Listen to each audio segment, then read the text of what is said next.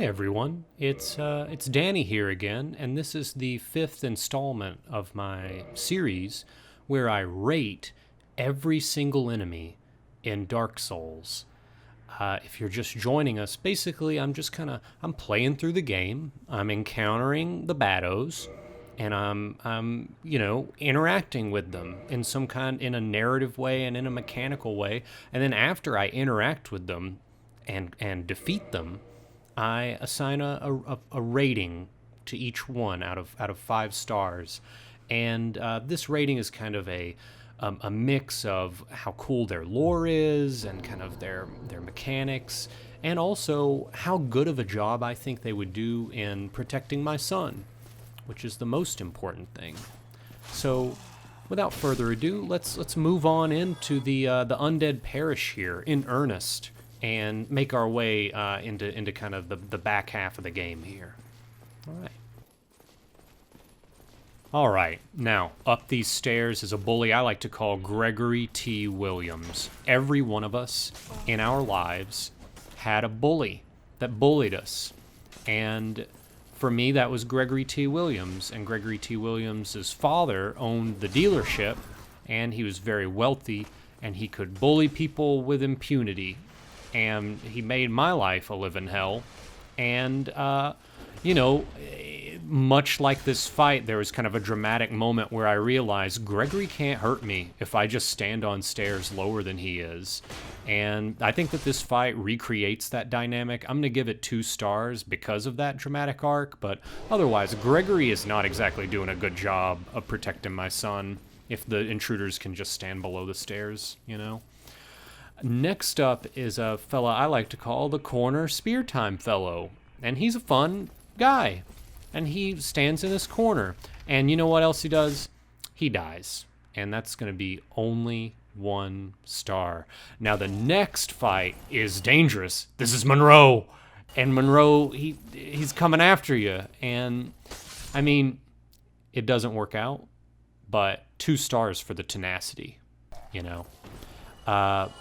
Next fight, this is very dangerous, and this is an imposing figure. This is Pigley Ottoman, and I think Pigley Ottoman does a pretty good job of intimidating anyone that ever would want to harm my son in any way.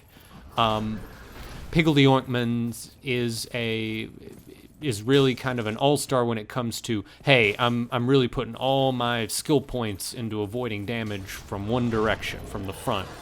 But Pigley Ottoman has one problem, is that the one part of Pigley Ottoman that is vulnerable is this back part.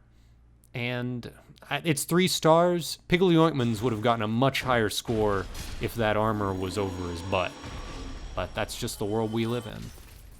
Now up here is the Tres Maravillosos, and they have a little thing going on here. They basically, this one person distracts you and the other people just turn you into a pincushion. And it's really a thing. And I'm going to give these folks 3 stars, but you're not going to really understand why until after the fight, because there's actually a forced death in the game immediately after this fight. You go to pick up the alluring skull, and bam! El Hombre de la Muerte is right there, and you can't avoid this. I know that there are a lot of different opinions about forced death in video games. You can't avoid that. It's just going to happen. This Hombre de la Muerte is only going to get 2 stars, but because he's pretty easy once he doesn't have plot immunity, basically. Next up is the Listless Chump, who, much like his name, is just a chump, and that's 1 star for the Listless Chump. Never protecting my son with that kind of turnaround attitude. Then we got Torrance the Ceaseless Light. I'm not going to go too far into Torrance's lore, but that's only 1 star.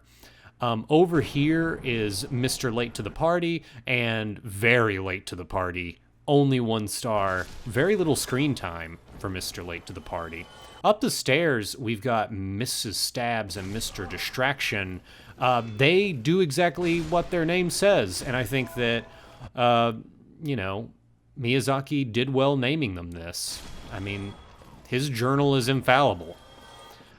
Just over here, we got Eager Annie. Eager Annie's really going at it with a gusto, but dies very quickly. It's going to be 1 star. The eagerness just did not make up for it.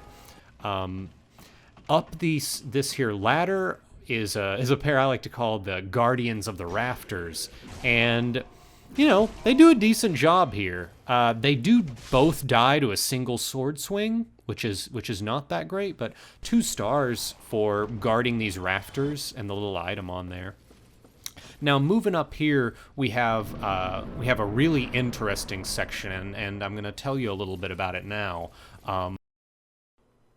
Hey there, everybody. Cameron in the edit again. I noticed a little bit of choppiness here in this rough cut that Danny sent me, so I went scrubbing through the footage just to see what happened. So you'll notice up here in the upper left-hand corner that he had 8 humanity, and then he didn't have any humanity.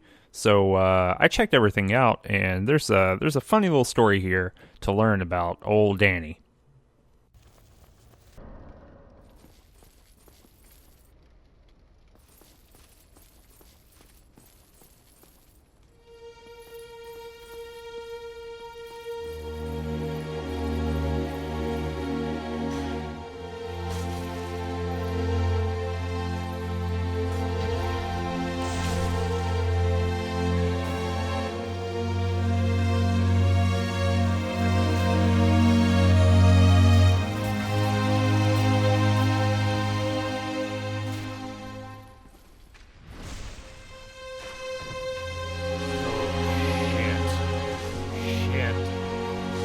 No!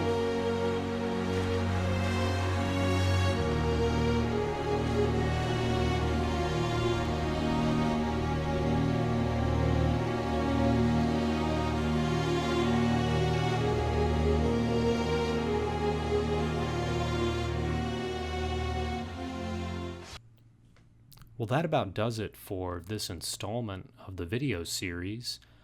Please stay tuned for the next episode, where we delve further into the Undead Parish, and maybe eventually we're going to get to the final boss of the game, where the whatever creature is lurking at the top of this citadel we're climbing. Isn't that going to be fun? If you enjoy the series, please like this video.